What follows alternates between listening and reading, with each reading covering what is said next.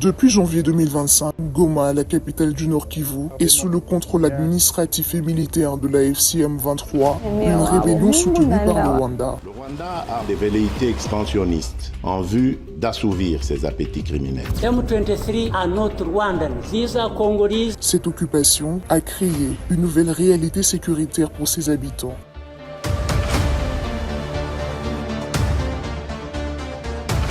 Depuis lors, un climat de terreur y a eu le domicile, arrestations arbitraires, menaces et violences systématiques pour étouffer toute dissidence.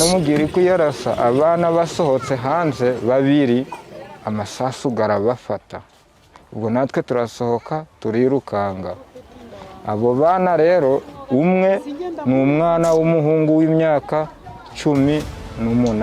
Malgré des accords de cessez-le-feu internationaux en 2024 et 2025, les combats se sont intensifiés, faute du non-respect des engagements de la part du Rwanda et ses supplétifs.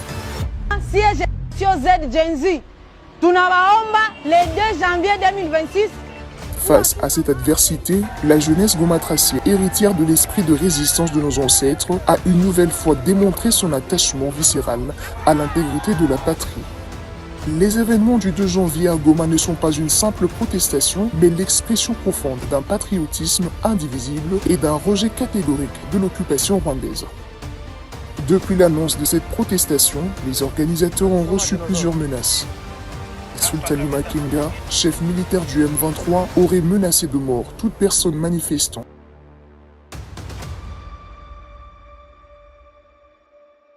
Plus de 70 jeunes arrêtés la veille, souvent pour le simple fait d'avoir le contact des organisateurs dans leur téléphone.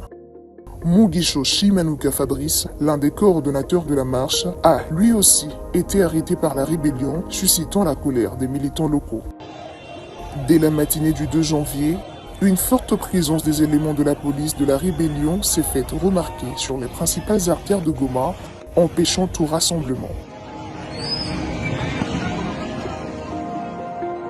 Je crois qu'au moins l'objectif est atteint à 80%, si c'est sur 10, si c'est 8 sur 10, parce que l'objectif principal d'une manifestation, c'est faire passer le message. Ce n'est pas seulement entrer dans la rue.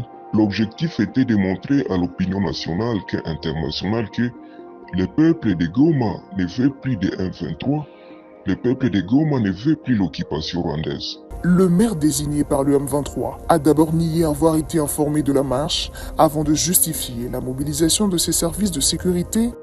Pourtant, la marche a été étouffée dans l'œuf. Les conséquences de cette journée sont multidimensionnelles et immédiates. 1. Consolidation de l'État policier rebelle. L'événement a confirmé la stratégie du M23 d'éliminer toute opposition civile par la peur et la force.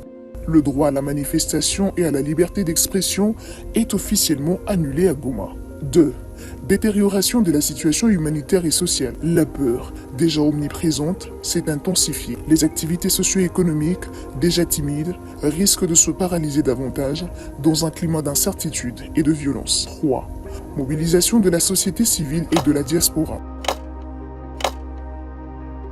4.